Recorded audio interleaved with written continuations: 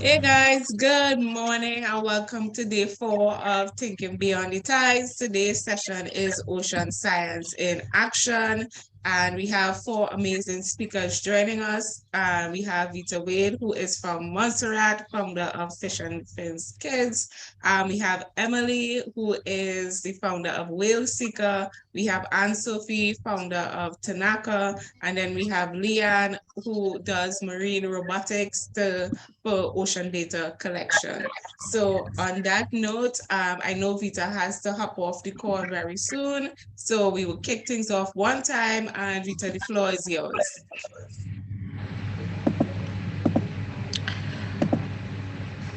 Okay, everyone. Greetings. I'm not in sunny Caribbean at the moment. I am in Cornwall, UK, where I'm actually studying for my master's in marine vertebrate ecology and conservation. For those of you who don't know me, I am from the island of Montserrat, and that's where I run a kids' ocean club by the name of Fish and Fins. And I want to start today's session by sharing a little bit of a video that gives you some context about our work on the island of Montserrat, as well as a little bit of an insight as to, what our backyard looks like. So let's see if that will work right now. I'm going to share my screen, and then we'll give it a go. Just type in the chat if you have any questions as we go, or if you can't hear or follow very well, okay? So here we go.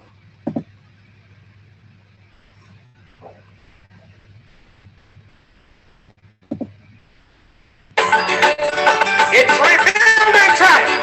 All man's presence abroad. Leave home.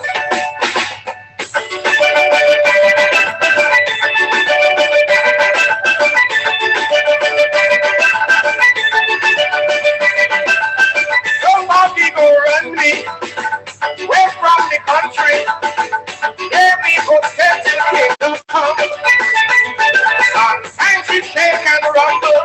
Act up now and then, but paradise will settle down again. I love every hill and gully, every brook, stream and valley. She's still my neighbor city, Montserrat nice.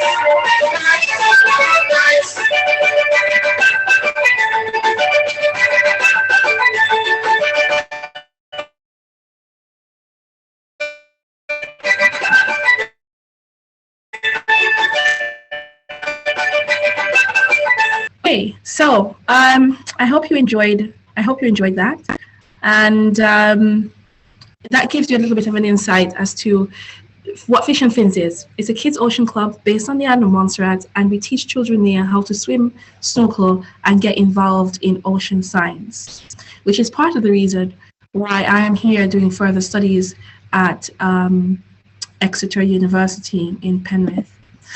Now, to go straight into my presentation that I prepared for you, I just wanted to really give you an outlook into the work that I have been doing on Montserrat, and the sort of reasoning why and some of the lessons that I've learned in doing it. So to start off, this is Fish and Fins. We're collaborating for an equitable Caribbean blue economy. We started off trying to inspire the next generation of ocean leaders to get excited about the ocean space. But one of the lessons I found was that we can get the kids swimming and snorkeling and getting up close to the to coral reefs.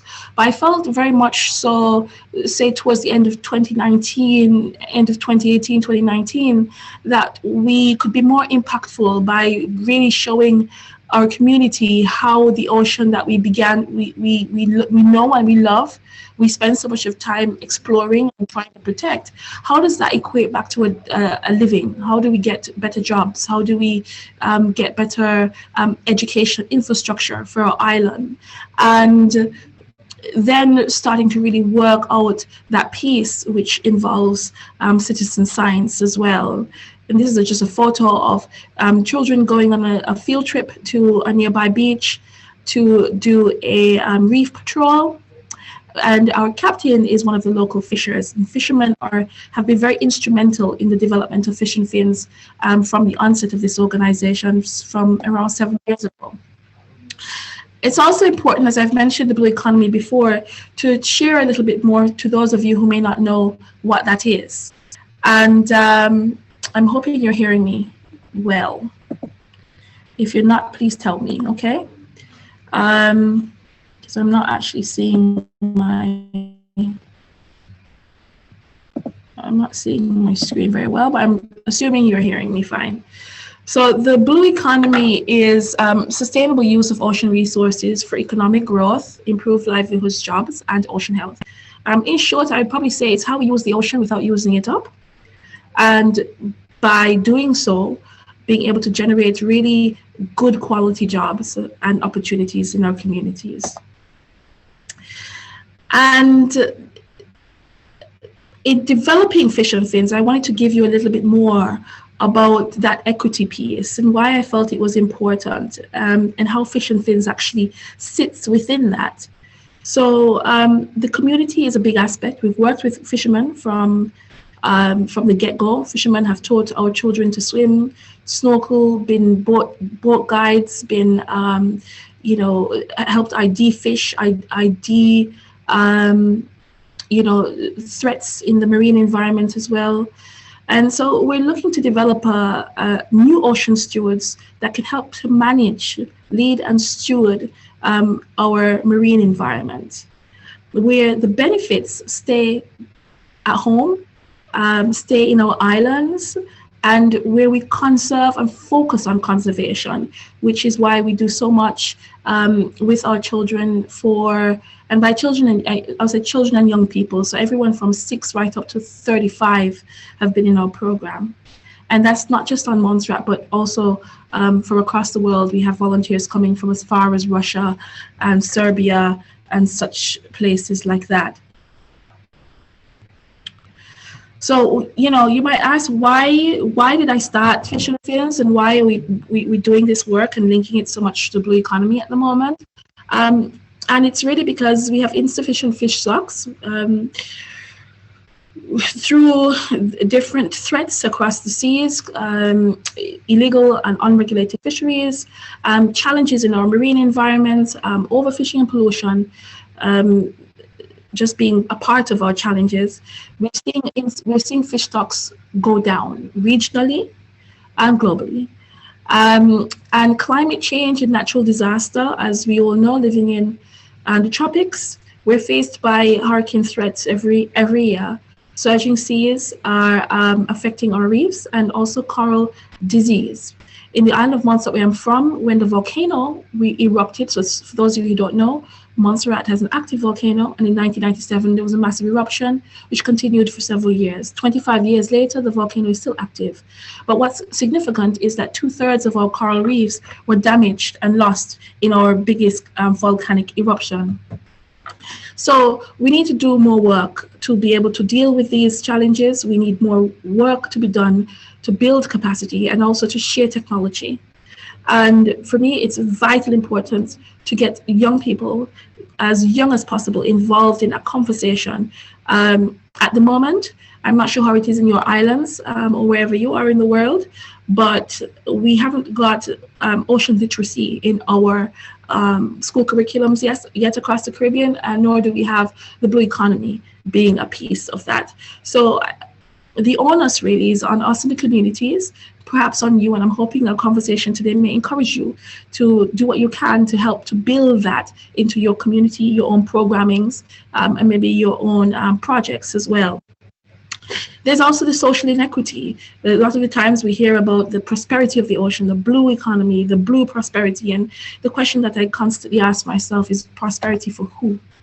So back to Fish and Fins, since 2016, we have been holding holiday camps. So every summer holiday, Easter holiday, and so on, we have camps which involve these 3 areas: the conservation science piece, snorkeling, and learning to swim for those who don't know.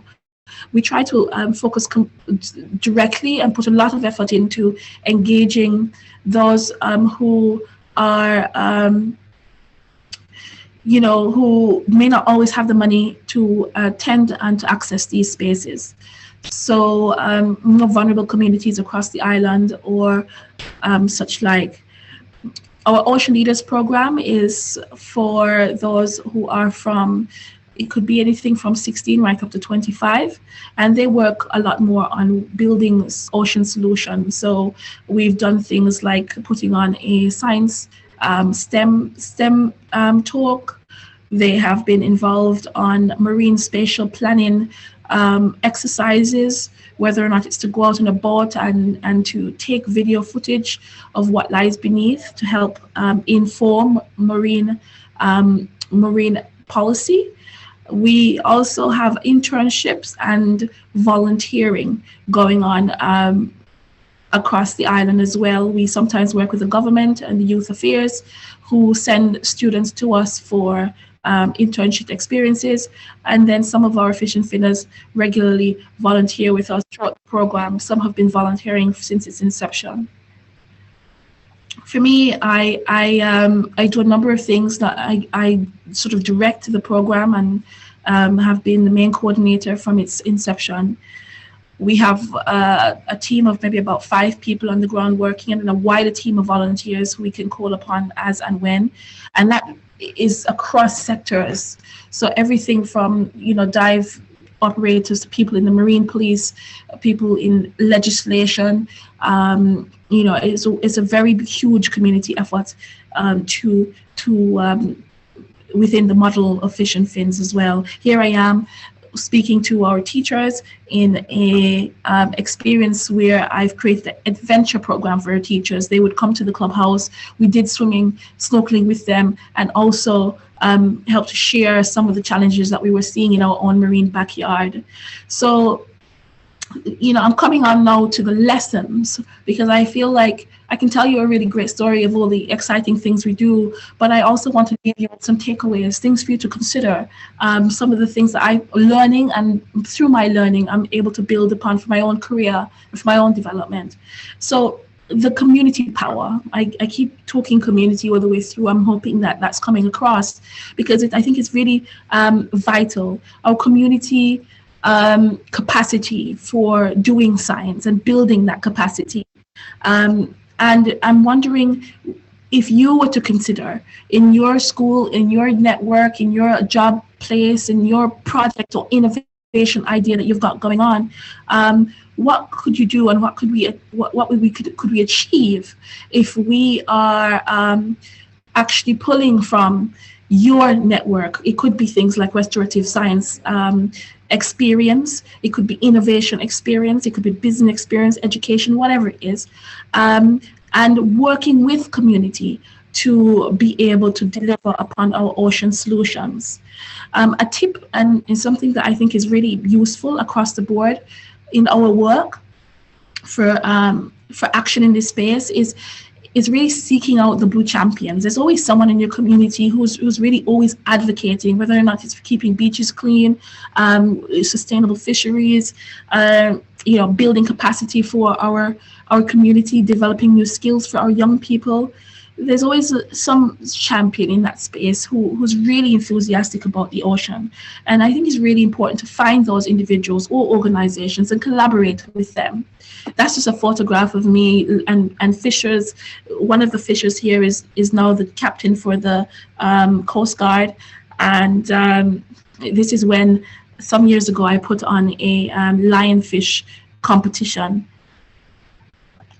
So scientists, citizen science, and co-designing citizen science models with native and indigenous people and people of the Caribbean.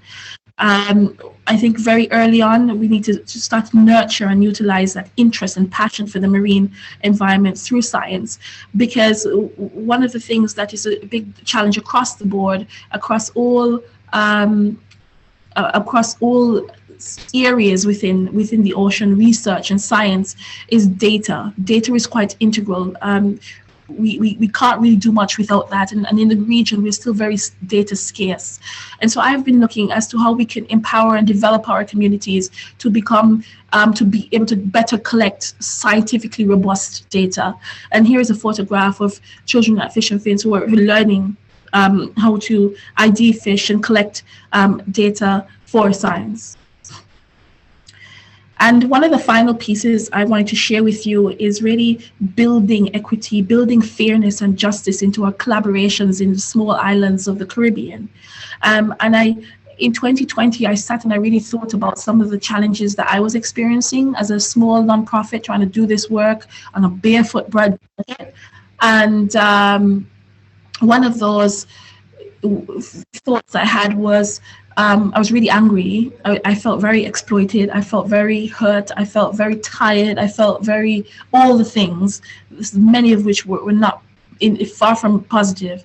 However, I thought to myself, okay, how can I develop this into a narrative, into a action that is more solution focused, and what really is needed. And I thought about the organization Fish and Fins, the work of the community, and thinking of how we can better build pathways for international organizations to work more collaboratively with us, and leaving with you some of the lessons that I've learned around building in that equity and justice, as I said, and looking at how we create prosperity through science, through research, through innovating solutions around the ocean. Number one for me came out swim lessons. We need to get all the young people, all the communities of the Caribbean, water safe, swim safe, and having that skill by the time you leave primary school.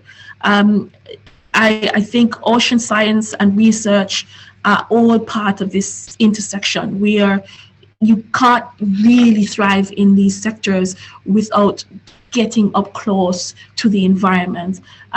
We can't really expect our young people to care and want to protect if they're not managing to be safe and to confidently explore this environment. Observe it and gain some of the skills, whether or not it's boat handling skills and tying knots, doing whatever it is, sailing lessons, all these things. But it's all bounded on the fact that we need to learn to swim. Too many of our islands don't know how, and then even so, we see far too many deaths at sea from drowning. So social impact, identifying again where our personal biases may be in our teams. For us in the Fish and Fins, I tend to work collaboratively with people from all over the world, of all ages and from all spaces. And I tend to have these conversations, of addressing our personal biases and how are we supporting homegrown initiatives, restorative initiatives for this space, for conservation, and for ocean management, and who needs to be part of the conversations, who needs to be at the table, who do we need to build power and partnerships with, provide access to finance, trust with access to finance, and thirdly, investing in local science. And this is a piece that I have personally taken on board in my own learning. So I'm not just telling you all this stuff. I practice all this stuff day to day, and it's part of what's informing the actions that I choose to take in my own life and my own career.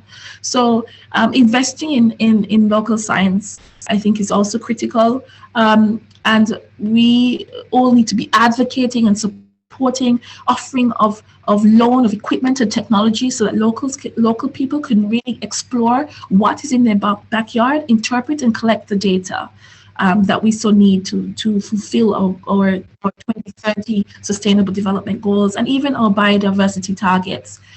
And so we in so doing, we have already established as successful, brilliant scientists across the Caribbean region, and our projects need to be working with those individuals in collaboration and showing that we have the skills.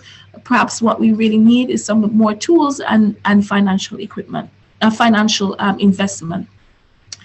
And again, looking at university level training, this is back to the building capacity. And we've heard it so many times across the Caribbean. You would have heard it in many ways in your journey into ocean science, ocean conservation. But I really think we need to be looking at doing an assessment on capacity building, because a lot of people throw those words in, but I really don't know how successful it's being and whether or not we need to relook at what capacity development really looks like. But for me, university level training, fellowships should be all embedded in scientific programming in our projects. Funding and bursaries, fellowships, exactly like the one I'm on. I'm on a Darwin fellowship, which paid for me to come to do my studies and to do some more research work as well. It took a little bit of digging to find that. It's not perfect, but I wouldn't have been able to come and do this work if it wasn't for that. I simply couldn't afford it as well. So proposing a framework for establishing a finance platform for really investing in local science and empowering NGOs, local NGOs like Fish and Fins. This is a photo of me when I started with one of the staff members from the Wait Institute, which is an NGO who came to the island to work. And when I came to them with a 2-page letter, I think I had like A4 piece of paper printed out on 2 pages saying, I don't need your money, I just need some equipment and some scientific support, and I'm going to start this program. And that's the little clubhouse that we have down on Little Bay in Montserrat. And they empowered, they invested the equipment that we needed and gave the scientific support. And that allowed us to begin on this journey. But I would finally say that we all in our different capacities need to all be thinking about how we disrupt spaces. How do we create opportunities? Because it's through that disruption, doing things a little bit different. Sometimes you just have to go sit sometimes you have to build your own table. Sometimes you go in a room, maybe you haven't been invited, but be present where you could be. In these types of conversations around conservation, research, science, whatever it is you're interested in, build in your own projects. But we have to disrupt some of these spaces. And it's through the disruption that leads to opportunity. It leads to entrepreneurship, and then it leads to innovation. And for us in the Caribbean, innovation is not even a luxury, it's an absolute must. So solidarity is what we need with our international partners. We're not going to do this all alone as an island, as an individual. We need to do this across scale, across the Caribbean, holding hands, sharing ideas and lessons learned, and really building strength in our numbers and thinking thoughtfully about who should be our partners, who needs to be our mentors, who do we want allyship from and solidarity from, and who can we give that to. Access to greater circles of influence and shared platforms is some of the ways that we can be asking our allies and our partners to work with us.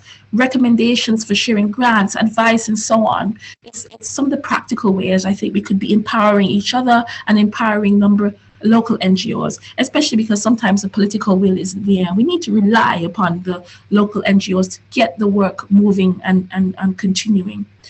And finally, the legacy of the projects, making our projects such as Fish and Fins long-term. Whatever it is you're doing in your own projects or want to do going forward, and investments in projects that we have been aligned with, I think we all need to be advocating for longer term investments, 3 to 5 years minimum. Sometimes we get little project fund here, there, and everywhere, and it's like 2,000, 5,000 here, and I mean, by the time the project is over, you're still struggling to keep going and figuring out something else, and then the learning stops. I mean, this project, for instance, that we're here to speak and share with you on, I'm hoping has long-term investment, because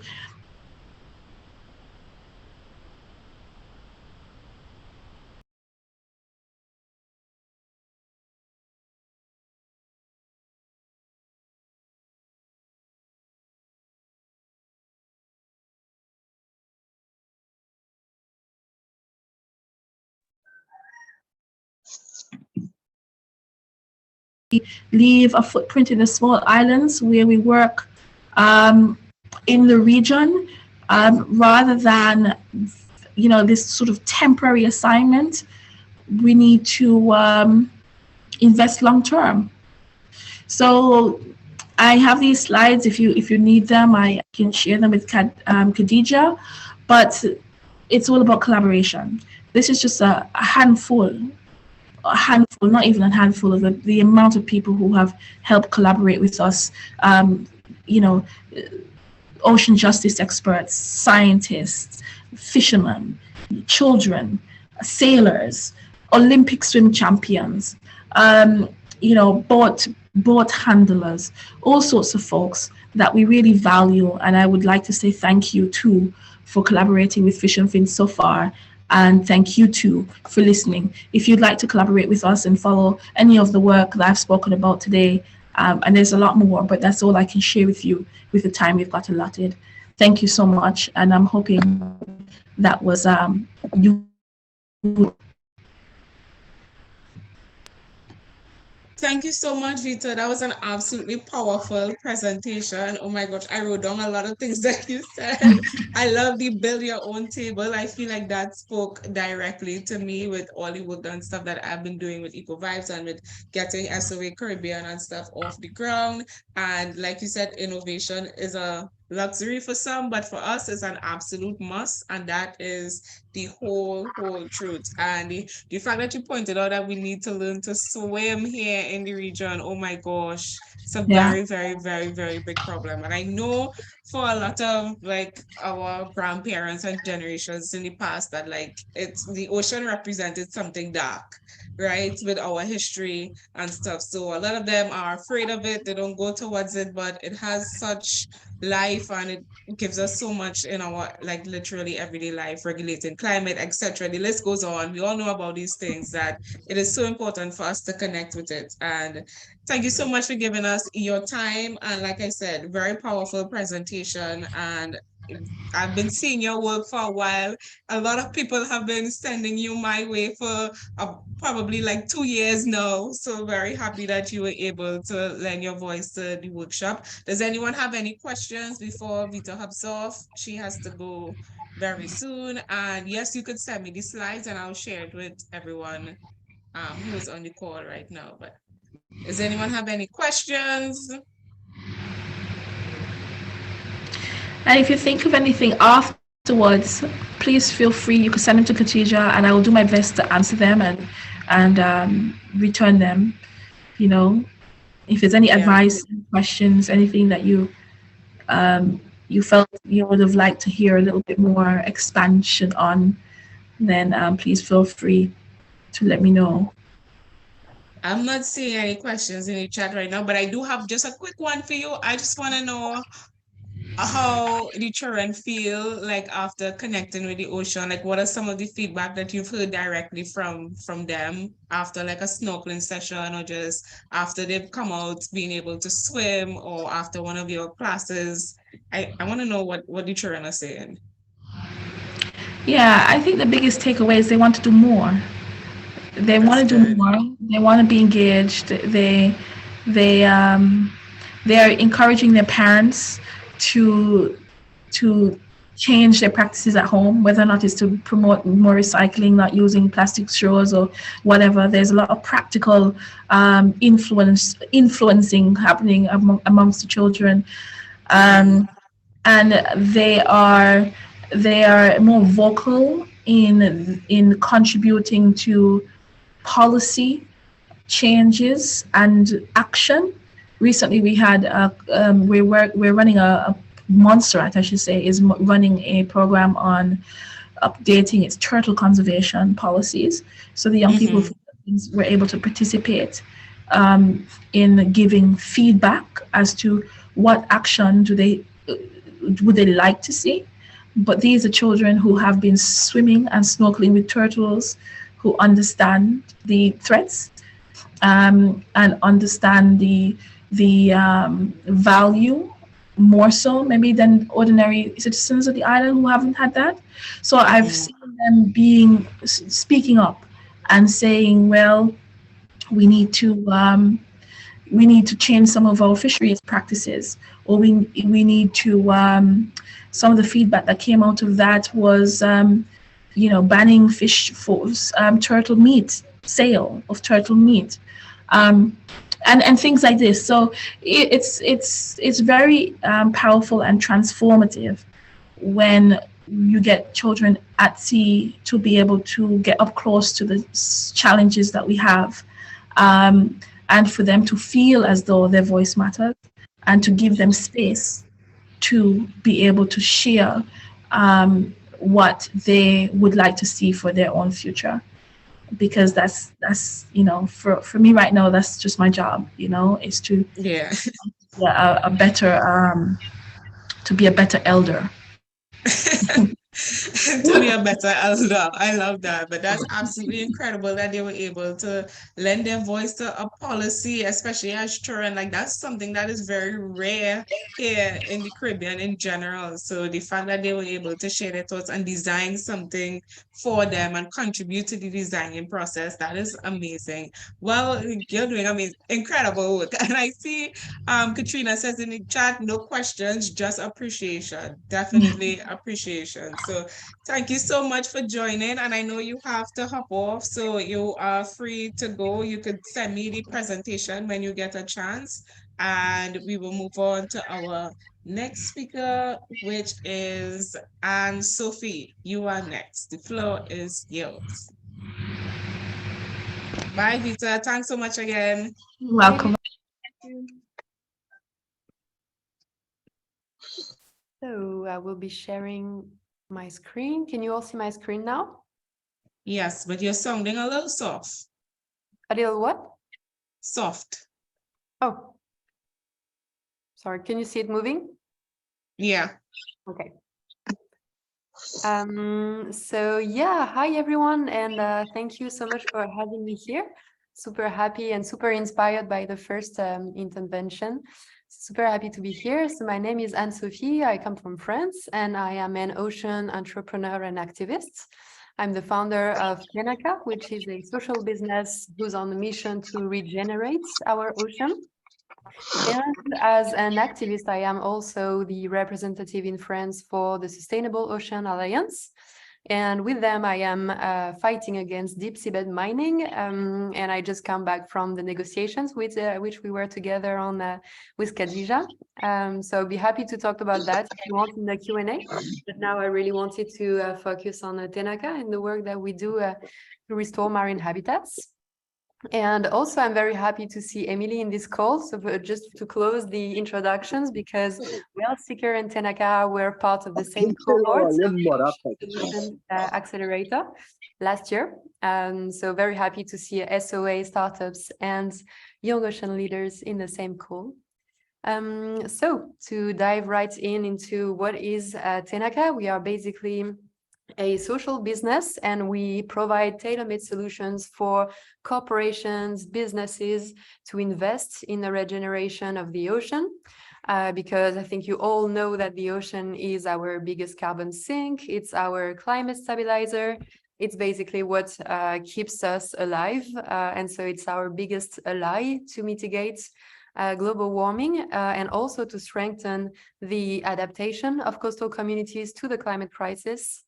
And that's really through this bias that I came into this world, the world of the ocean, because I am a social scientist and I have worked on the adaptation of coastal communities to the climate crisis. And that's really, yeah, during my research is that I realized that the ocean is our biggest ally, and that restoring its habitats have enormous impacts, whether it's for biodiversity revival, for the conservation of fish stocks or food security, coastal protection for local communities.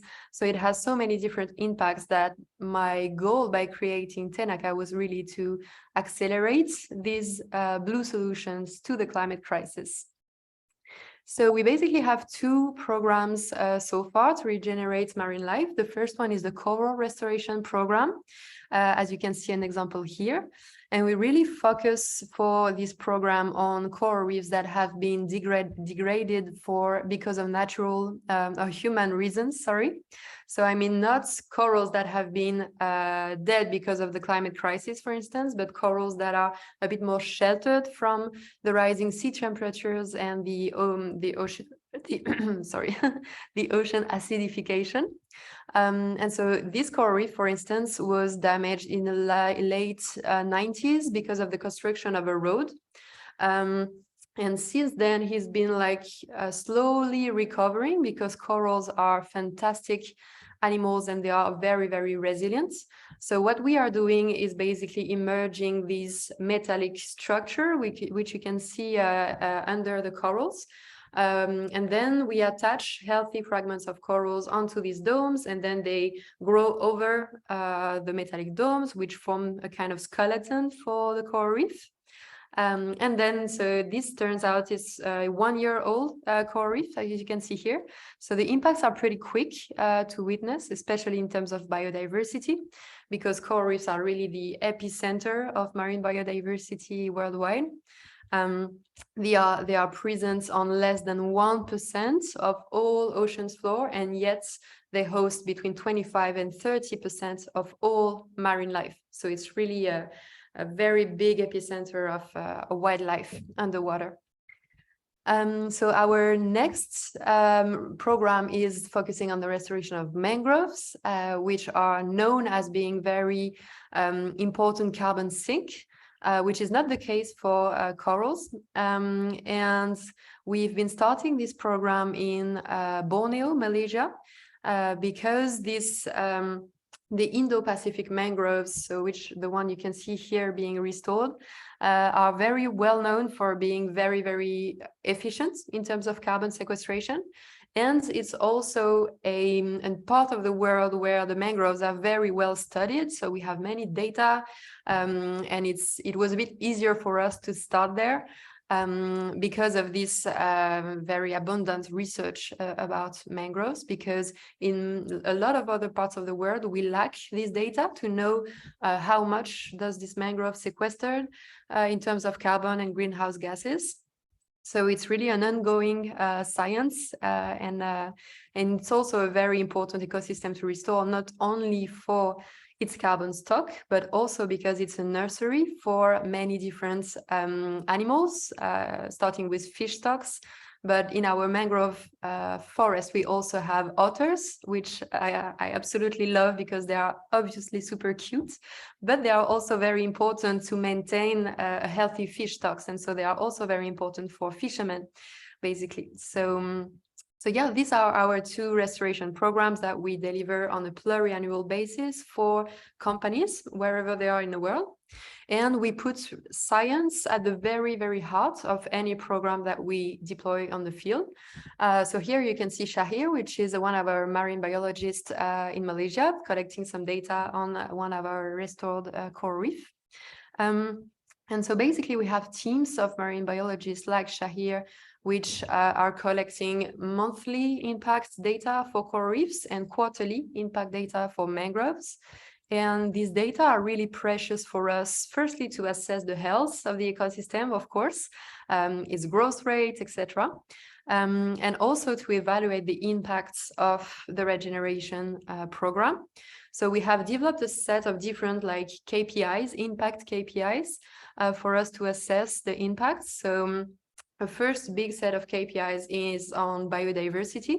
So it's like endangered species that have returned to the ecosystem, or keystone species, or the abundance and the diversity of species, whether it's fish, invertebrates, sharks, turtles, etc. And then we have another set of KPIs that is really focused on blue carbon, so just for the mangrove program.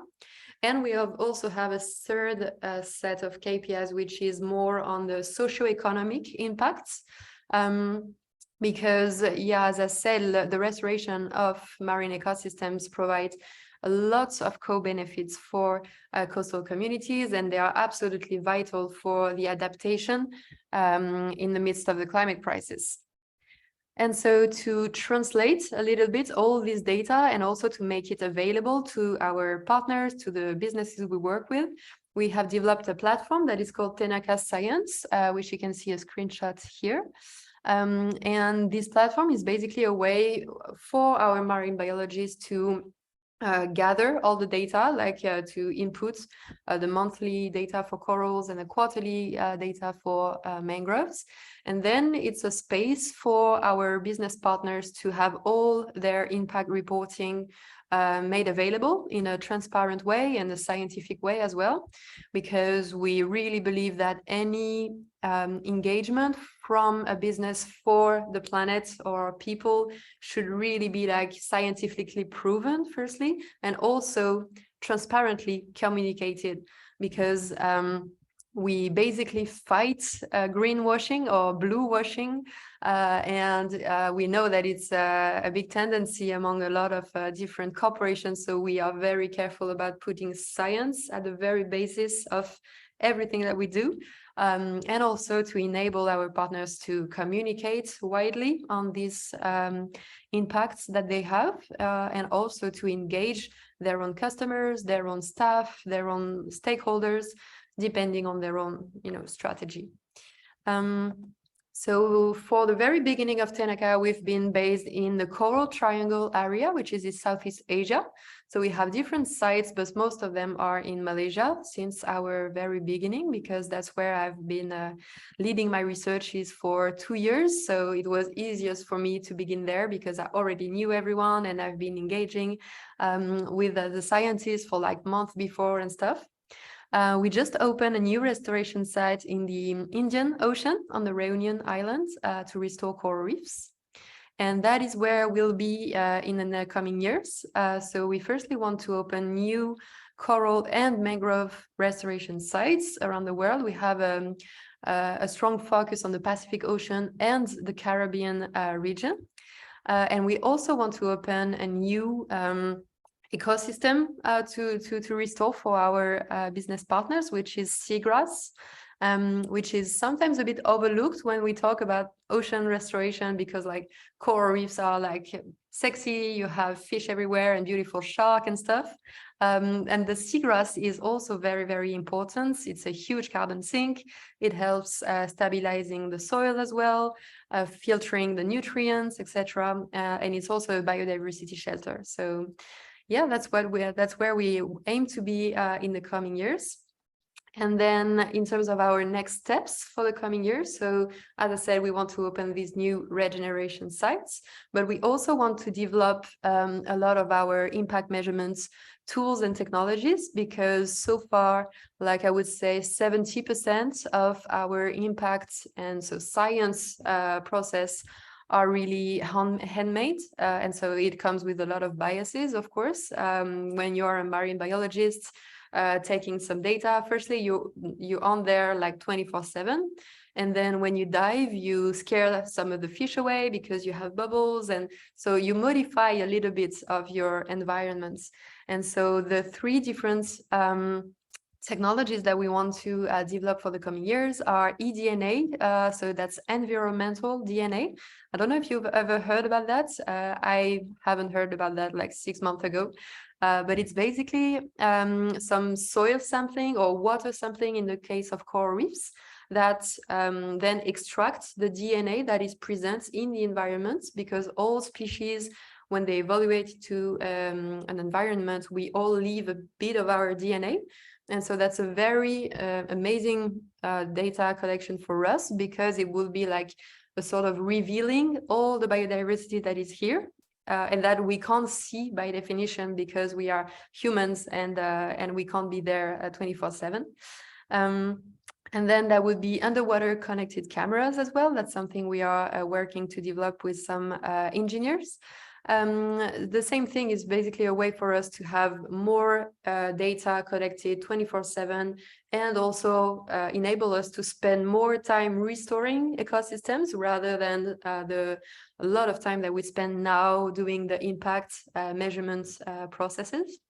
And then the last thing that we want to work on is the blue carbon data collection, because as I said, the places where we are restoring mangroves right now are very well studied, so we have all the data. But if we want to start a new mangrove program in a part of the world where the data lacks, we will need to like start all over again in a way.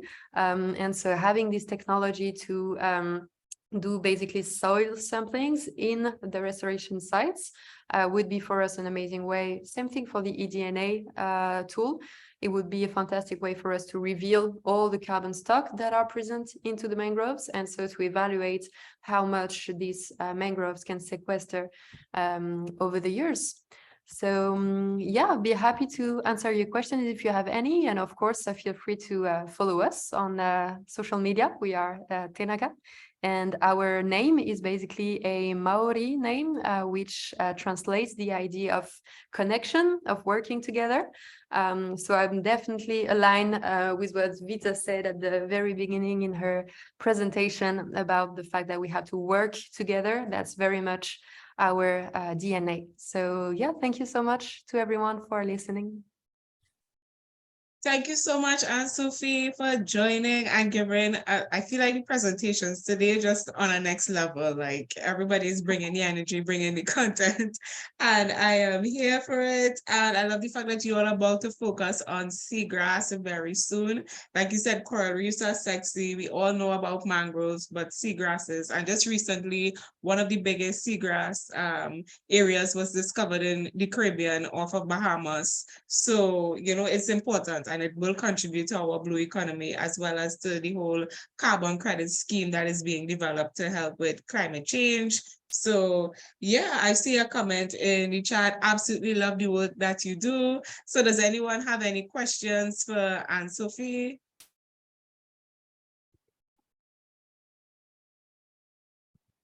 I see a next great present. It's a fantastic tool as well. I use it What was a lot. that? Sorry. I see a comment from Stephanie saying that iNaturalist is a fantastic platform for citizen science, and yeah, I can say it's amazing. There's a question. Do you have any internship programs? Yeah, definitely. Well, the only thing you have to do is to contact me. You have my email, but I can drop it again in the chat box.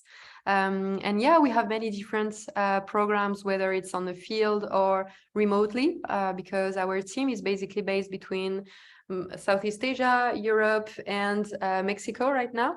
So we are a bit scattered over the world, but we're always looking for interns, whether it's for like communication or partnerships or science. So yeah, feel free to drop me an email, definitely. Yeah, Anne-Sophie's younger than me. Like, this is incredible, the work that you're doing. And I'm seeing here, not sure if I missed it, but where exactly in the Caribbean are you doing your restoration projects or planning to do them? Yeah, so the Caribbean is one of the next steps for us in terms of developing our restoration sites. And we have several ideas in mind. The first one being Mexico, Panama, Costa Rica, and of course, many of the islands in the Caribbean. So yeah, I will let you know maybe through Khadija on how this goes. But there are many different amazing things to do in the Caribbean, in this region. So yeah, excited to be opening this. How do the corals and restored seagrasses cope with the new strengths of the currents moving in the ocean? For the seagrass, I must say that I don't know. And I'm not a marine biologist myself. My associate is, so maybe I should have brought her to the call to answer this question. But for the corals, what I can say is that restoring them, and especially when you select the right species and stuff, you can increase like the resilience of the whole ecosystem. And that's what we are trying to do. So whether it's like perturbations coming from the rising sea temperatures or the strengths of the currents, you give the ecosystems a bit more keys for them to be more resilient in the future. But for seagrass, I must say I don't know. And what is the survival rate for the coral restoration project, especially for the staghorn species? Yeah, so yeah, we restore all species that are naturally present in the environment.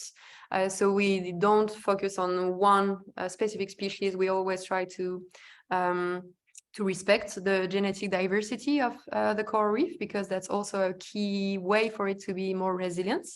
And the survival rate in average is around 90% over a year. So this is quite great, but we also replant every coral that has died for some natural reason. So we only collect this data for us because it's important to know, of course, the survival rates over the years.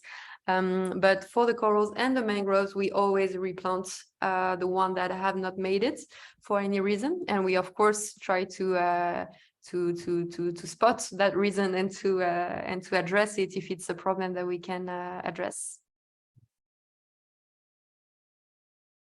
Let's see, any more? Do we have any more questions before we move on to our next speaker?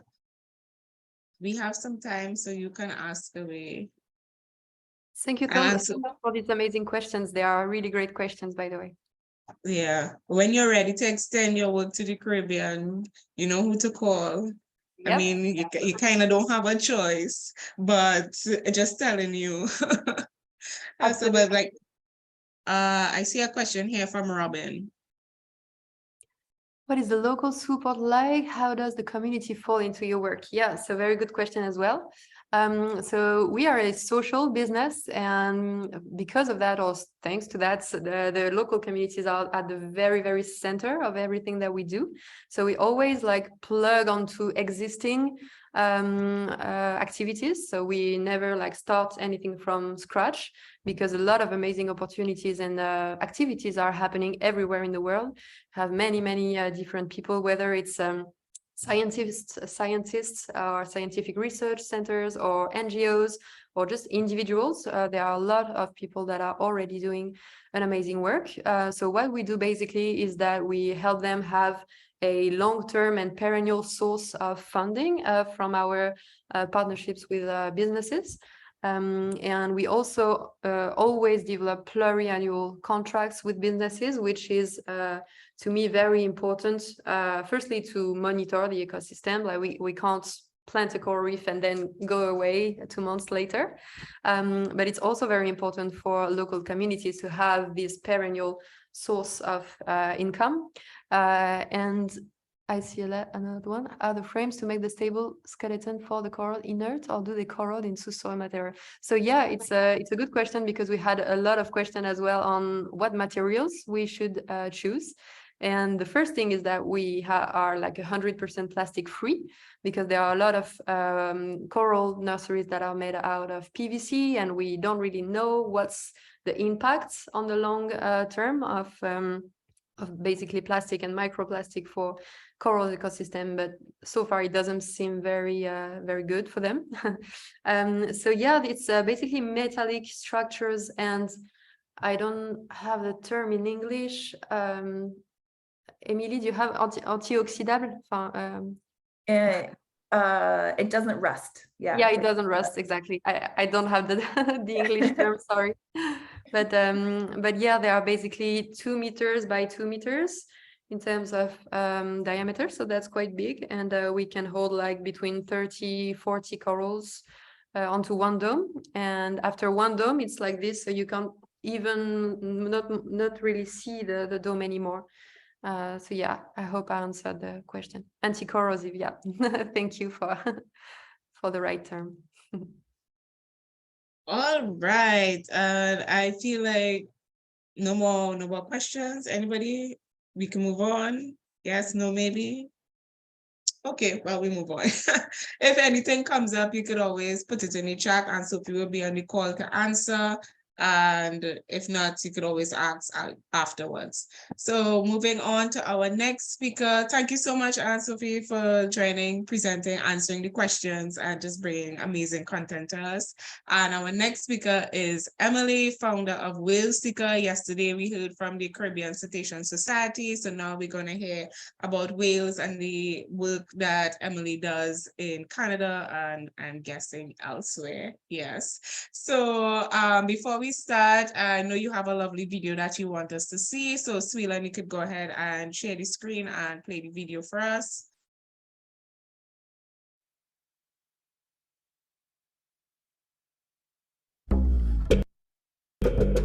You have some squares on top.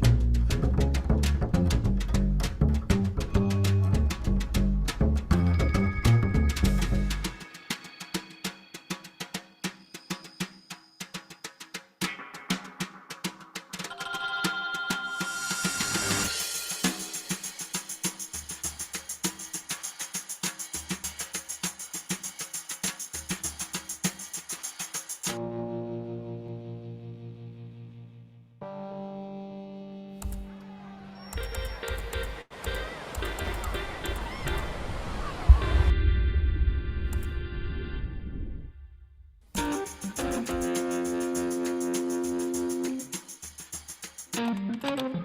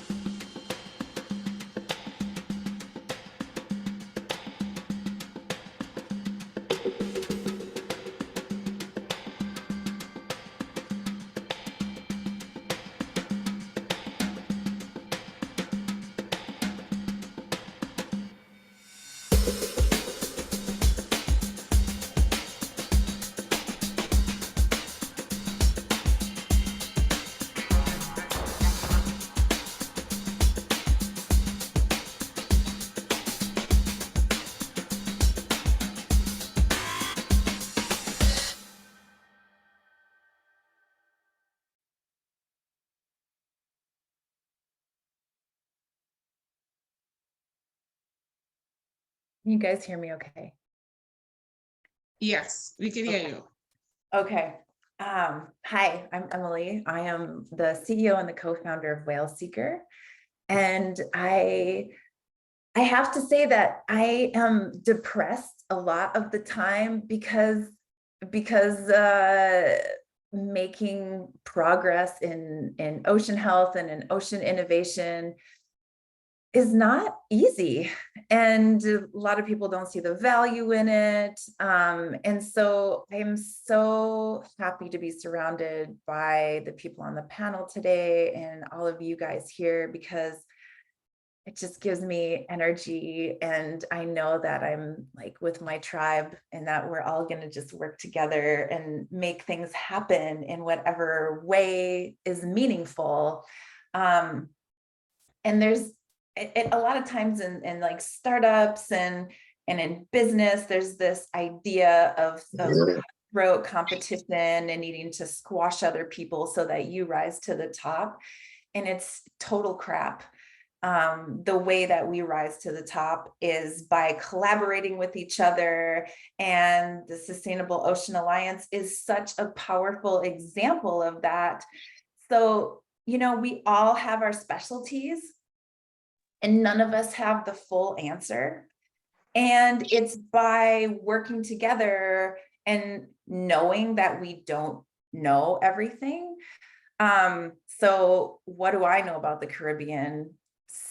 I mean, a little bit. I'm an ecologist, so I know biology, I know ecology, but where I sit in Canada, there's about 1 meter of snow on the ground right now. And you guys are best place to know what solutions you guys need. And so like Anne-Sophie and Veta and me, we're here to say, here are the puzzle pieces that we have developed. How can this work for you? So it's up to you guys to say, here are all the solutions that exist.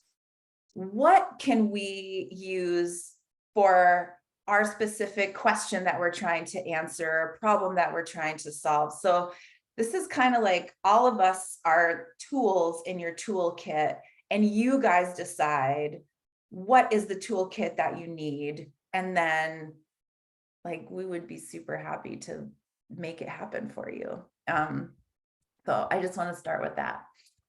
I will share my PowerPoint. Dun, dun, dun. Okay. Share. Do you see it? Yes, thanks. We are Whale Seeker. We use ethical AI to build fast, automated, accurate, human level accurate whale marine mammal detection, because we started off with just whales, hence the name. But we do all marine mammals. We do seals. We mostly work in the Arctic, which is also why I'm saying Like my expertise is in a different place of the globe, but I'm really good at what I do. And so I want what we've developed and what we do to be able to translate to whatever projects are important to you guys.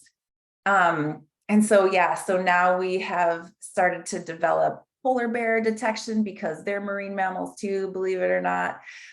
Seals, walruses. So yeah, I'm going to show you some of those pictures and talk to you guys about what we're doing. This is our team. We're a certified B Corporation, and I don't know if you guys know what that means, but we're a for-profit company, but we meet the rigor of social and environmental governance. And we're very transparent about that. And one thing that's not easy in the AI world, nor in ocean innovation, is to have gender parity in your team. And we do, and we're super excited about that. And that's how we want to grow. So this is our amazing team. So as you guys might know, there's a lot of pressure from the public and from legislation to monitor marine mammals and to reduce harm on those. And that idea is really great. But how do you reach that goal? How do you measure those things with standardized data? No commercially available solutions exist. There's lots of solutions if you are part of the 1% and have military money or part of a big government, but 99.9% of us don't fall into that category. So what about the rest of the world? How can we solve these problems on a spatial scale and in a temporal scale that is meaningful for us?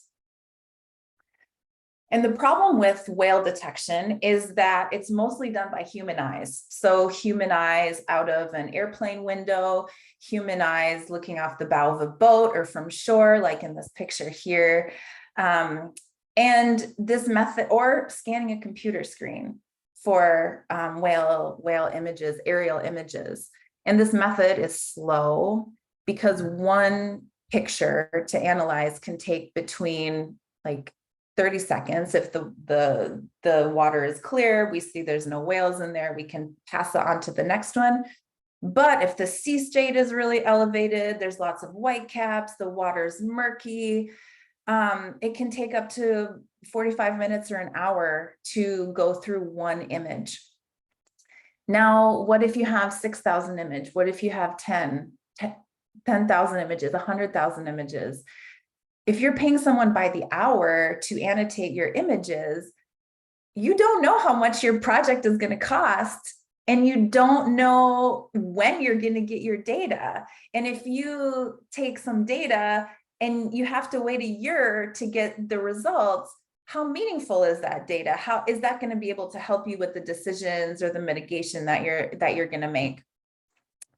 Probably not so much, which is why we thought we needed to create a different solution. And so what we do is we use AI. We've developed an AI solution to detect marine mammals. So we only work in the marine space. Using AI to detect animals in the water is a very different job than detecting animals on land, because a lot of the time, when we detect animals on land, some things we can look for are shadows, or we look for movement from like frame 1 to frame 2, because a lot of the time animals are the only thing that are moving. But as you guys know, with the water, everything's always changing. So how do you monitor animals that are sometimes at the surface, sometimes not at the surface, and within a marine environment that's constantly changing as well? It's a very different problem. So that's why we're focused on just this problem, but we want to solve it at a global scale. And how do we do that? Well, we've developed our first tool, and it's called Mobius, and it's a human in the loop analysis tool. So what it does is it merges human expertise with the power of algorithms. And so what happens is some our clients, the people that we work with, take their own images, whether it's from an airplane or from a drone. They send us those images and say, we want to detect belugas, or we want to detect humpback whales. And then they send us those images. We annotate them with the results of the right hand of the screen. This is something that we did for an environmental consulting company called WSP. And all of those outlines there are belugas. And that is the confidence, out of 1, this is the confidence that our algorithm has that each of those things that is detected is a whale. So this is, so you can sort of see how our algorithm works. But as you guys know, there's a lot of nuance to this. And so what if an animal is diving? What if an animal is sort of deeper in the water column? A lot of time, especially animals that group together, so belugas can be in quite dense pods. And so how do you sort of parse out all of the different individuals? The computers aren't very good at that. So in those cases, the algorithm sends images to a marine biologist and says, I went through all the images and I found where there's nothing, just open water. And then I went through all the images and I found all of the whales that are obvious. Like, I know 100% these are whales. These are the edge cases where I'm not really sure. I need you to make a judgment call on these. And then the human annotates those. And so it's really the best way for someone who's highly trained to not be bored out of their skull and annotating things that are obvious to them, or just going through hours and hours of open water slides, and really just using their expertise when they need to. And then what are computers really good at? Going through lots and lots and lots and lots of data and slogging through it when humans don't want to. So that's what we've developed. And in order for those whale data to make sense to a lot of our clients, they want to know if there's land detection. They want to know if there's glare, because how they do their population counts is saying how many square kilometers of surface water is there? How many animals did we detect? And so if we couldn't detect anything in, land, obviously, unless there's a beaching, which, it's no good. Or if there's glare, then we remove that and we say, okay, we were only able to detect this much surface area. This is how much whales or seals or whatever we saw in there. So we've developed like additional AI components that can help contextualize the data. And we also do bespoke image analysis. So we can also work with infrared images, which is the purple one that you see on the right, and this is a seal on ice. And then on the left, the black and white is a very high resolution satellite imagery, and those are individual narwhals. So we detect whales from images, whatever imagery that is. And then we want to make sure that it fits into, just like Anne-Sophie was saying, that it fits into existing solutions. So what we want to do is, you have a monitoring solution or you want to develop a monitoring solution, we can be a part of that puzzle. And then, we can help make that better, more efficient, or help you deliver the KPIs that you're looking for. So it's just part of this collaboration that I was talking about. And an example of that is monitoring whales in the last ice area, which we're doing for the Canadian government. And the last ice area is really just at the top of the world in the Arctic. It's super hard to get to.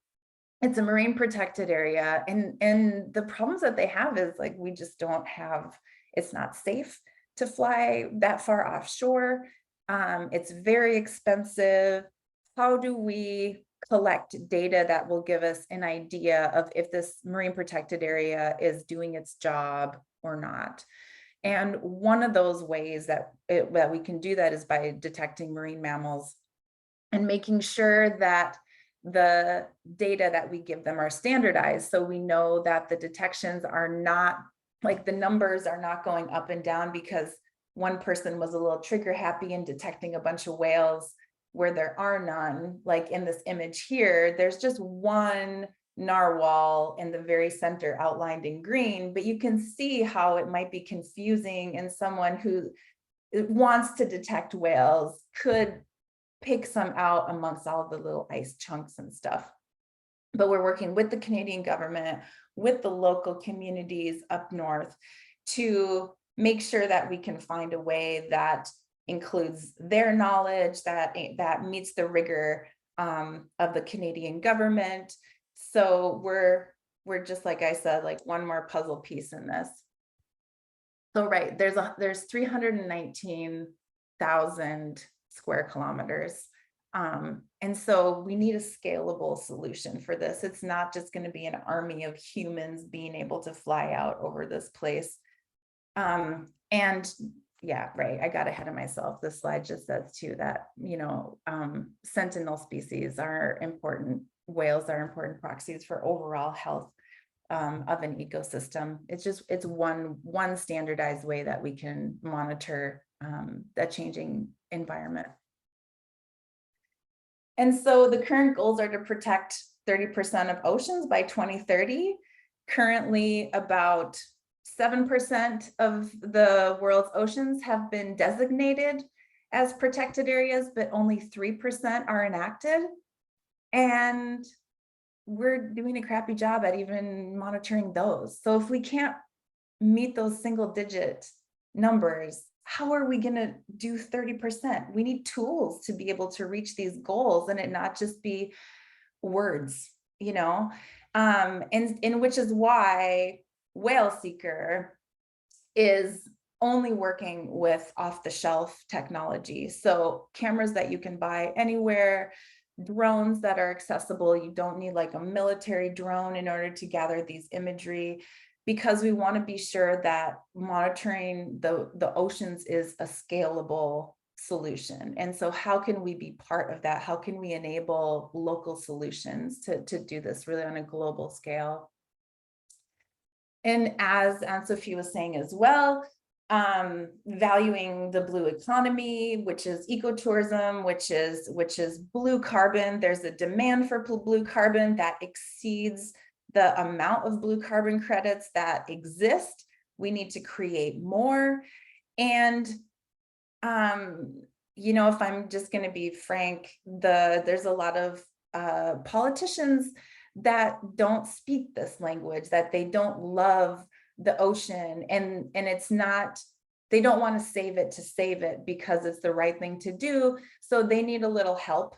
They need us to translate the ocean into dollars and cents for them in order for them to really care about it.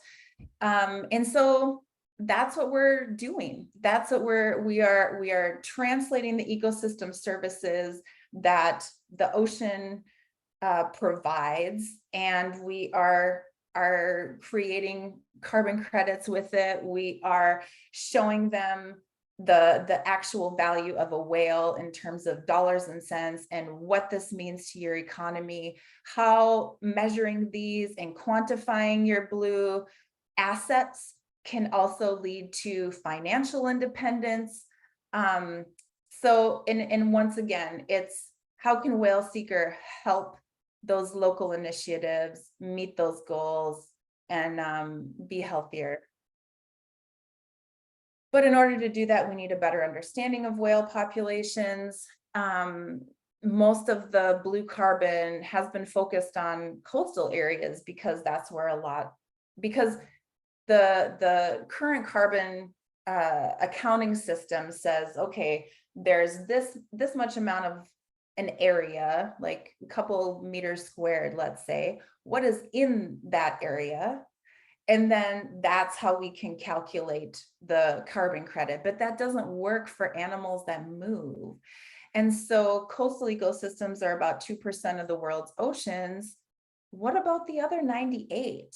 We need a new system to quantify the carbon value in the rest of the ocean and the deep ocean. And we need to understand more about the ocean in order to quantify it, because we know less about the depths of our ocean than we do about the moon. So like really there's so much space for people to be working and taking action. I just want to encourage everybody to just do something, just anything, and then you will find a group of people who are already doing things a little bit further along with you and saying, oh, I can introduce you to this person and I can slot you into this, and there's this grant that you can have. You know, it's really going to be a group effort. So this is an example of what I use to convince like CEOs of big businesses that whales matter. So they say, what do we care if we hit a whale? Well, it's bad press for us. Well, yeah, but more than that, if you can detect a whale and avoid hitting it, then that whale sequesters carbon in its own body throughout its lifetime. The longer it lives, the more babies it makes. Those babies sequester carbon in their bodies too. But almost more importantly, all of those whales are going to poop. And those nutrients are vital for phytoplankton, for primary productivity. And it's one of the most important ways of nutrient cycling in the world. So not only vertically in the water column, but also throughout the oceans. And so here I've got 33 tons, 1.9 million tons per year sequestered by whale falls, if we're talking about getting whales back to pre-whaling populations, and then 10 gigatons of CO2 per year by phytoplankton. That's more than all land plants combined in a year. So it's not negligible, you know, just because we don't understand it and it doesn't fit into a tweet doesn't mean that it doesn't exist and is true, you know. And so yeah, we've been sort of uphill battling, finding ways to communicate this to people who don't care, it doesn't fit into them. The things that we're working on in the future is a solution called ARC, which is a forward-facing infrared camera-based whale detection system that we would mount on ships and on land to monitor like strategic areas and also to avoid ship strikes. And if we're talking about AI and scaling AI as an environmental solution, as a climate solution, it can't be AI for AI's sake. It needs to be ethical. And all of this is good, but the ethical AI is only ever going to be as ethical as the people who are creating it and as the people who are deploying it. And so those people in those companies need to be held to a higher standard. And ways that we are trying to set an ethical standard as well as a technical standard is by being a certified B Corporation and having all of our policies really transparent. It's a very rigorous process to go through in order to reach this certification. And Whale Seeker is also a signatory of the Declaration of Responsible AI, which means that we consider how our AI is made. So all of the training data, or all of the data, all of the pictures that were taken, was that done ethically? Were they respecting the laws? We've said no to working with some like social media influencers who said, but we have amazing pictures. Yes, but you didn't have permits and you're bothering the whales by being so close to them. So it's really understanding from the very beginning of image capture, developing the solution that it doesn't violate anybody's rights, that their privacy, that data privacy is respected, but also how it's deployed. We don't want our solutions to make whaling more efficient. We don't want our solutions to be used to skirt any environmental laws. And so we're never going to have a perfect way of sort of policing how our system is used, but our vetting procedure is going to develop over time. We do our very best to make sure that our clients are aligned with our mission as well. If we find out that anybody is using our solutions not in the way that is intended, then we stop working with them immediately. And we do have quite a high threshold for cybersecurity to make sure that everything that we are doing is true and verified. That's it. That's my spiel. I'm happy to answer anybody's questions. My email is on the slide. If you guys think of anybody that would be interested in collaborating with us, who might need whale seeker, any projects that can be developed with, I would love an email and to chat about it. Thank you so much, Emily. Once again, another great presentation coming out of today's workshop. And the fact that you guys put so much stress on being ethical and because that's something that we don't think about often when developing solutions or initiatives. And I know it's very easy for some of our solutions to get into the wrong hands, to people to use the data for their own political gain or profits or anything like that. So it's very important that you guys put a pin on that and is focusing to make sure that the solutions you develop are being used correctly for proper decision making and for the protection of whales ultimately. And I'm seeing here in the comments, amazing, so much passion from the speakers today. I love it. I just gravitate to everything said. Love the social media consideration and ethics. The presentations today are really inspiring, very interesting, loving all the work highlighted. Amazing information, and it's so great to see what is being done. Keep the comments coming, guys. I'm here for it. Love it. Yeah. And so far I realize everybody is stressing on collaboration, and which is also very important. And that's something what, in our opening session that Katrina stressed on, the idea of finding your voice and then joining with others. So, and that's something that I think you guys did a great job, even with presenting the work that you all do, that you're stressed on as well. So I'm seeing hearts, I'm seeing waves. Do we have I would love to learn more. Carla is saying she would love to learn more. Me too. Part of me feels like I want to join. Do you have internships, opportunities? I can, and then the technology, and I'm so amazed by how some of these technologies are being used. And like you said, it's nothing brand new that is being created. It's already existing stuff that you are using, which is so important, because sometimes when we hear innovation, we think that we must develop the next new best thing coming out of Google, sitting down with all these new technologies and stuff without realizing that we have access to so much things already. And it's just how we use it, the way we use it, and how we connect the dots in that usage. And it's really, I think I have imposter syndrome. I don't think I'm good enough. I'm not the whale expert. I'm not the AI expert in the world. And so it's taken a while for me to find my voice, but I have a really good example, you guys, about how much value your local knowledge is worth. So we spent a lot of time sort of developing this pipeline on how do we process these big images? How do we create a model that is flexible to different environments and different animals?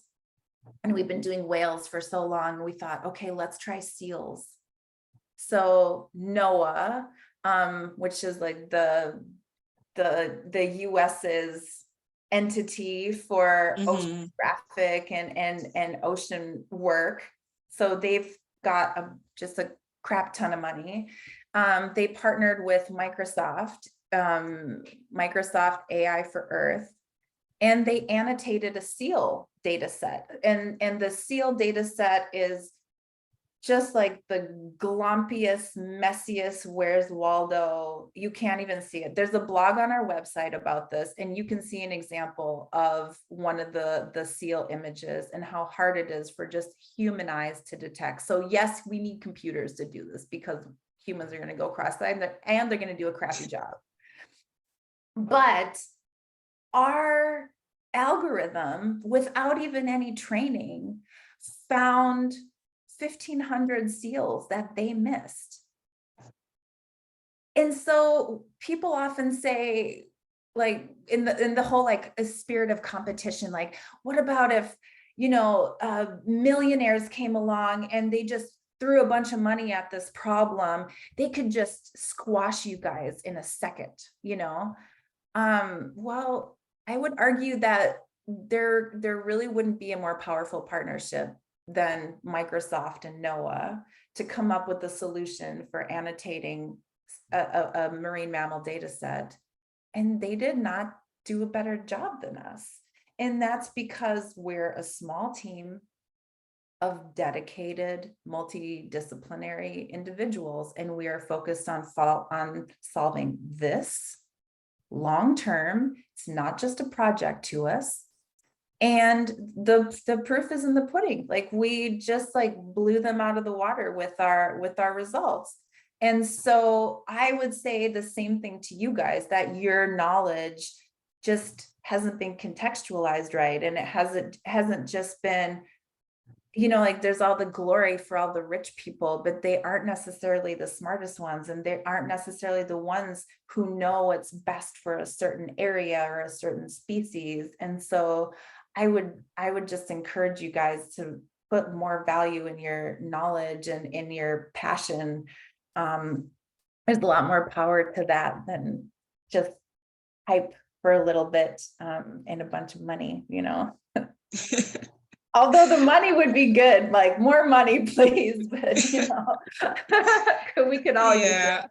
As one of the speakers we had at the opening ceremony, he said, like, we always need money, but besides that, this is all the other things we need as well. But That's right. Yeah, and I see Katrina is saying investment of passion and care rather than profit and looking good. And unfortunately, we need the money to survive. That is very true. We live in a capitalist society. We must have the dinero in order to function, food, bills, etc. Let's not talk about that. Yes, we are profitable. We are profitable. We are communicating. We are learning to speak the language of people who aren't receptive to this, and we are making progress. And it is because of, like, people like Veta, people like Anne-Sophie, people like Khadija, the whole SOA ecosystem. We're just like poking on the radar, and we're just like bringing everybody to the surface. So it's working, Very true. Very true. Mightn't seem that way at times, but baby steps, and before we know it, progress. And with that, our last speaker, unfortunately, will not be joining us. She had some internet problems and travels, etc. So yesterday we finished late, and today, to make up for that, we would finish early. I see we have a question, or is this a comment? Those waves that come close to the shoreline, are they contaminated from industrial runoff when the plankton go to feed? Yeah, for sure. It's all connected. Yep, absolutely. Whales ingested a huge amount of microplastics as well. So, being thoughtful of how we restore the ocean as well, like Anne-Sophie was saying, like, let's think about those long-term effects and not contribute to the problem and trying to solve them too. But yeah, it's all related. It's all related, absolutely. And even the whales that don't feed close to shore on plankton, that primary productivity that gets contaminated, then it just gets aggregated in the bigger fish and the bigger fish and the bigger fish.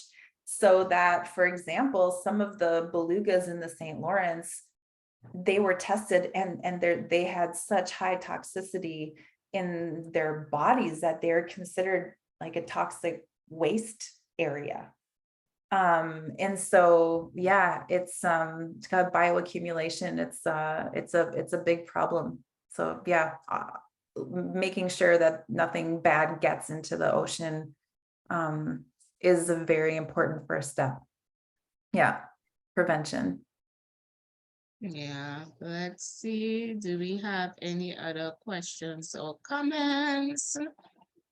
Okay, well, since we have some time, I will take this opportunity real quick to update you all on some of our activities with SOA Caribbean. So those of you all who aren't members, please feel free to sign up, become a member. As you can see, a lot of amazing stuff happening within the network, more access to workshops or different programs, and well, next year, our ocean conference will be held in Panama, which will be a great space for us to develop initiative solutions specific to our region, our backyard. So do apply for that. The deadline is next week, Wednesday. I could share the link with you all, drop it in the chat.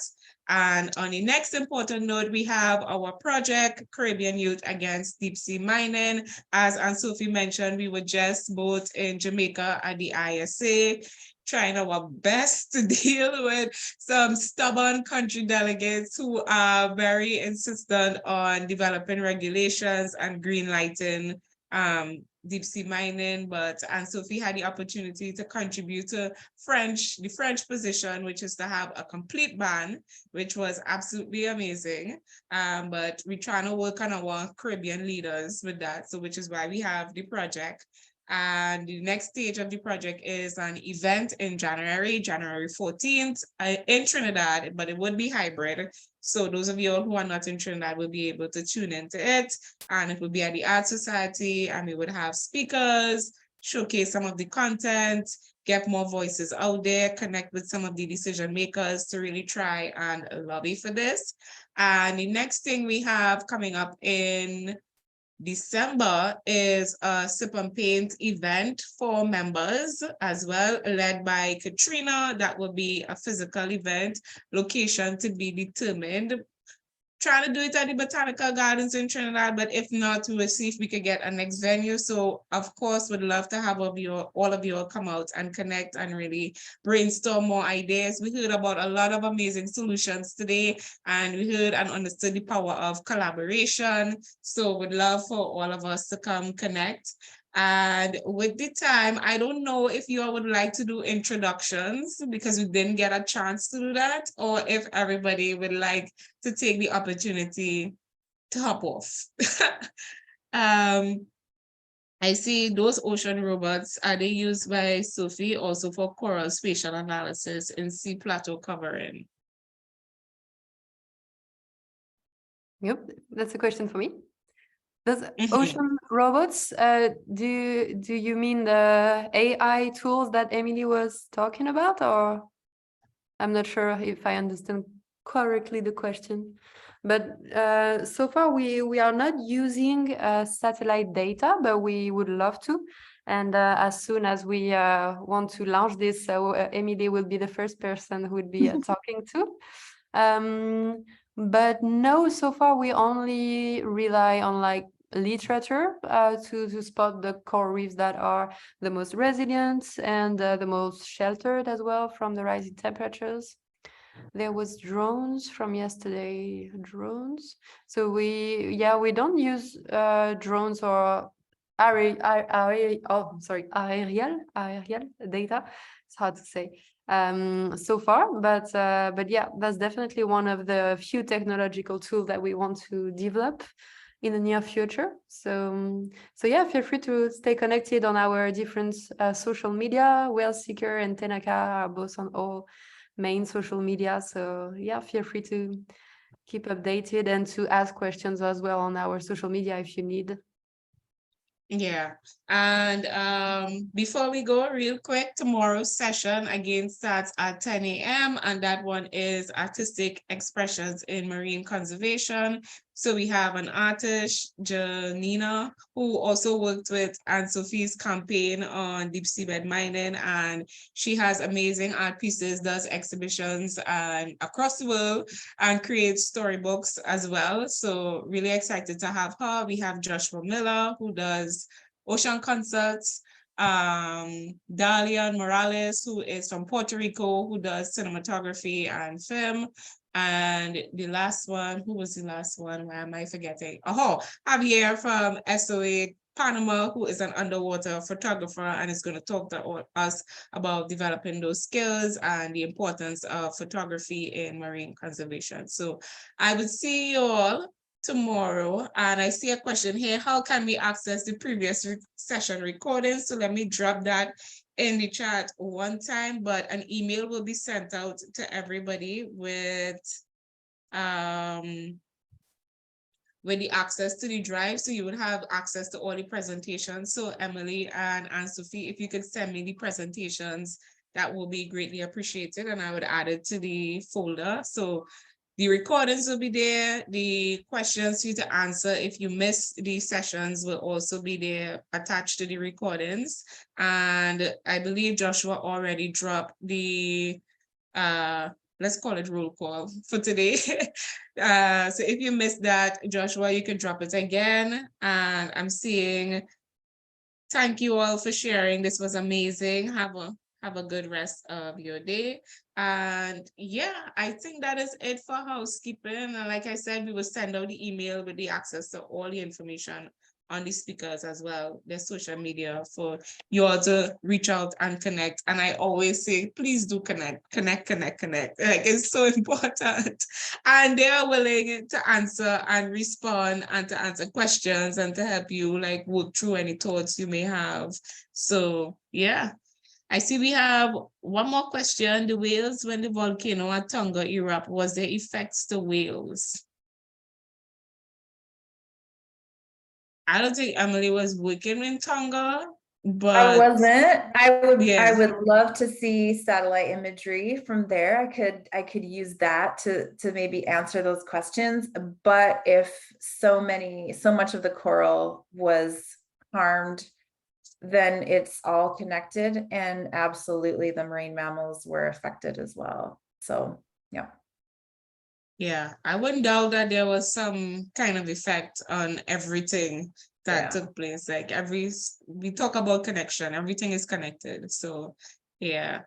Okay, well, I would say, well, no, before I say that, let me say thank you once again to Emily and Anne-Sophie and Veta, who is not here, but absolutely amazing presentations today. We felt the energy, and for me, I woke up very tired, but now I'm feeling beyond inspired by everything that was shared today. And I know most of you all are feeling the same way. So thank you so very much.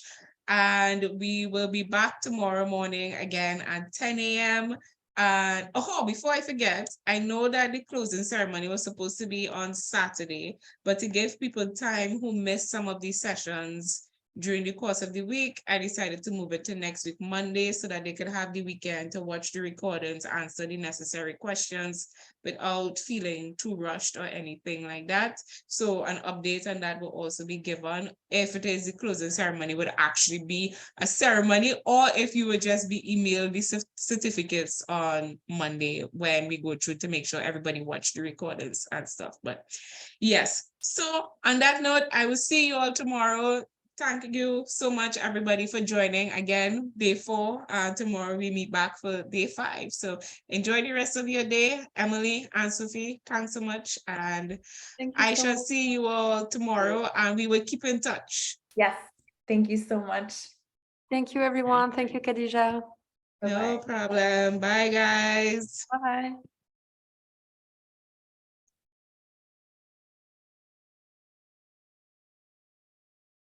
Bye.